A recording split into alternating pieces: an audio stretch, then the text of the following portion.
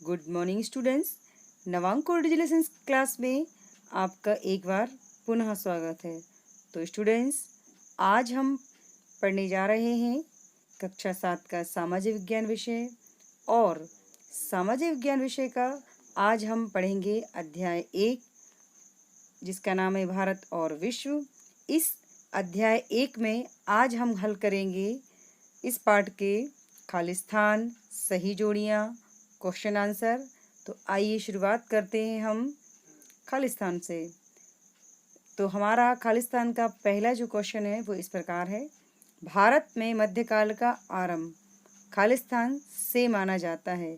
इसका जो आंसर है वह है 8वीं शताब्दी। तो खालिस्तान इस प्रकार से हो जाएगा कि भारत में मध्यकाल का आरंभ 8वीं शताब्दी से माना जाता है। इसका दूसरा जो क्वेश्चन है वो है, चोल राज्य के व्यापारिक संबंध खालिस्तान देशों से थे।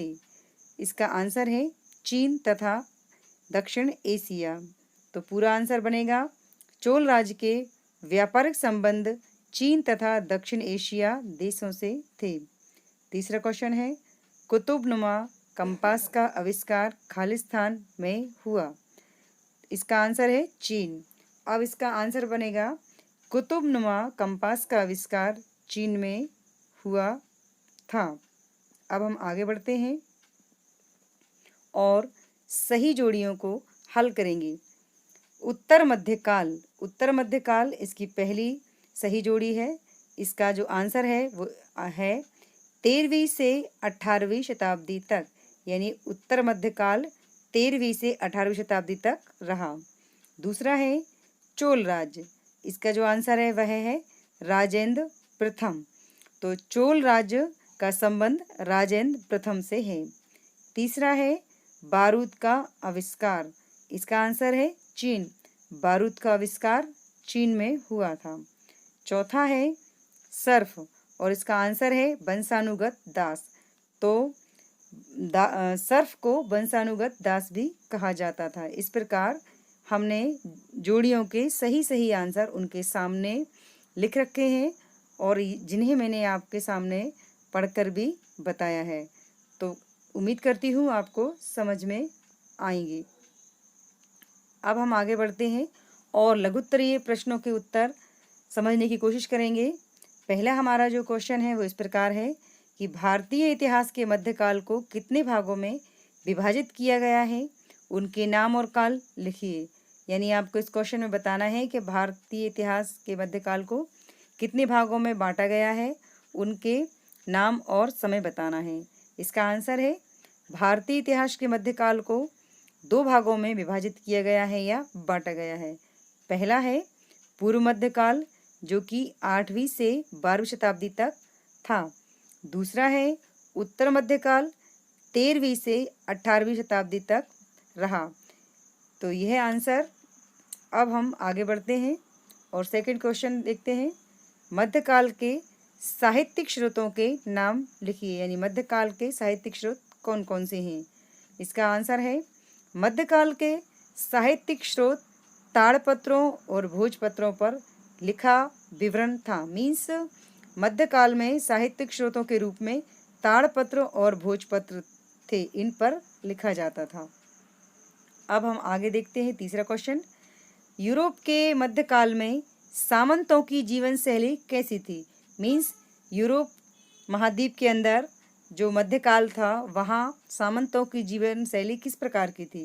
आंसर है, यूरोप के मध्यकाल में सामंत विलासतापूर्ण जीवन व्यतीत करते थे और किसानों पर अत्याचार करते थे और गरीब किसान वंशानुगत दास बने रहते थे। मीन्स यूरोप के मध्यकाल में जो सामंत थे वह ऐशो आराम की मीन्स विलासतापूर्ण जीवन व्यतीत करते थे और उन किसानों पर अत्याचार करते थे। इस प्रकार गरीब किसान वंशानुगत दास बने रहते थे।